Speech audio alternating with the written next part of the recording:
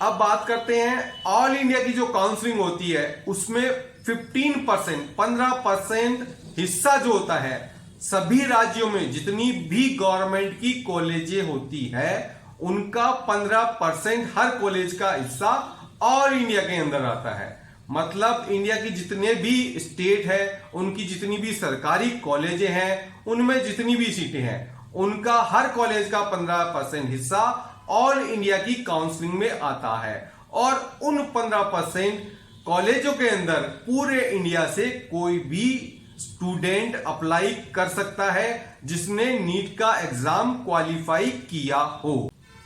तो 15% all India की जो सीटें होती है जिसपे कि एमसीसी काउंसलिंग करवाता है उनके अंदर प्राइवेट कॉलेज की कोई भी सीट नहीं होती है।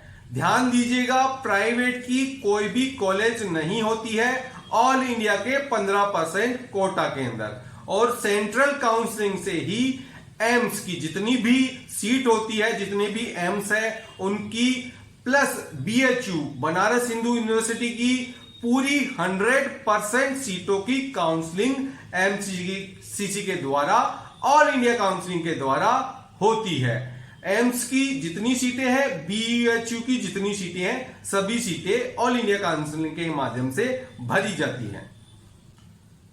डीयू दिल्ली यूनिवर्सिटी के जितने भी कॉलेज हैं और उसके साथ आईपीयू इंद्रप्रस्थ यूनिवर्सिटी के जितने भी कॉलेज हैं, 2 कॉलेज हैं आईपीयू के, उनकी की स्टेट की जो काउंसलिंग होती है वो भी एमसीसी के द्वारा कराई जाती है। तो यहां टोटल जो ध्यान देने वाली बात है, ऑल इंडिया की 15% सीटों की काउंसलिंग एमसीसी करवाती है और उसके साथ एम्स की 100% सीटों की काउंसलिंग एमसीसी करवाती है। उसके बाद जिपमर की जो 100% सीटें होती है उनमें से 50% सीटों की काउंसलिंग ऑल इंडिया एमसीसी के द्वारा कराई जाती है और बीएचयू की जो 100% सीटें होती है उनकी काउंसलिंग एमसीसी के द्वारा करवाई जाती है।